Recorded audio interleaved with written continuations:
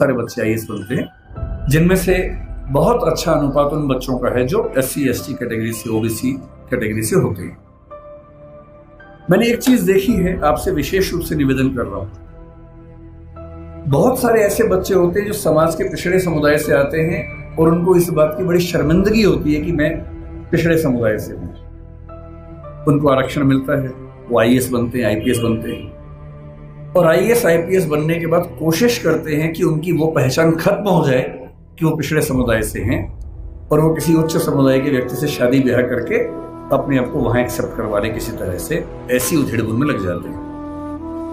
मैं आपसे एक बात का निवेदन करना चाह रहा हूं, जिस समाज से आप हैं उस समाज को लेकर शर्मिंदा कभी नहीं होना,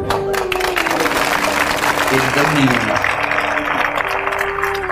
आप सिविल सेवक बनेंगे, नेता बनेंगे, पुलिस वाले बनेंगे, जज बनेंगे, जो भी बनेंगे, आपकी मुख्य जिम्मेदारी संविधान के प्रति है, अपने दायित्वों के प्रति है, एकदम ठीक बात है, उसमें कोई कोताही करने में नहीं चाहिए। पर ध्यान रखना है, आरक्षण के पीछे का मूल तर्क क्या है। आप सोच के देखिए कि इस देश में कुल नौकरियां अगर मैं मान लूं केंद्र में तो 1 लाख के आसपास, जिनमें SC समाज की 15,000 के आसपास होंगी। SC समाज की कुल आबादी अगर हम देखें, इस समय 16% से ऊपर आबादी है। अगर 150 करोड़ दिमाग में रखने या 140 करोड़ रखे तो 23 करोड़ के आसपास आबादी दलित समाज की या SC समाज की भारत में। 23 करोड़ में से अगर 15,000 लोग नौकरी पा लेंगे, क्या इससे दलित समाज की आर्थिक स्थिति बेहतर हो जाएगी? नहीं होगी, वो तो 15,000 की होगी। तो आरक्षण क्यों दिया जाता है? आरक्षण का उद्देश्य ये नहीं है कि लोग अमीर हो जाए, वो तो 15,000 होंगे। आरक्षण का उद्देश्य ये है कि जब पूरे एक गांव में एक दलित बच्चा या ST बच्चा या OBC बच्चा IAS बनता है या जज बनता है, उस गांव के हर व्यक्ति को कॉन्फिडेंस आ जाता है कि दिक्कत आएगी तो मेरा छोटा भाई मेरे साथ खड़ा हुआ है, और आपको वो छोटा भाई छोटी बहन बनना है।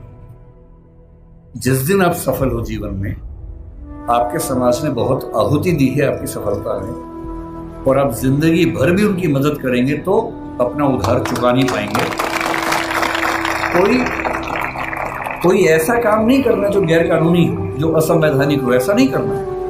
अपनी नौकरी की हदों में रहना है, अपने नियमों का पालन करना है। लेकिन जैसे आप IAS बनेंगे, आपके परिवार में कोई संकट में होगा, आप उसकी हेल्प करेंगे ही करेंगे। ठीक वैसे आपके समाज में कोई संकट में है, पुलिस यदि उसके साथ बदतमीजी कर रही है, गैर कानूनी कृत्य कर रही है, तो उस पुलिस को आप फोन करेंगे तो उसके साथ कुछ गलत नहीं होगा, ये आप पक्का कर सकते हैं। अंबेडकर साहब से सीखना चाहिए कि मैं जिस पृष्ठभूमि से हूं उस पर शर्माना नहीं है। अगर वो पीछे की स्थिति है तो उससे लड़ना है और अपने साथ साथ अपने पूरे समाज को मुख्य धारा में लाने के लिए एड़ी चोटी का जोर लगाना है। ये सीखना है।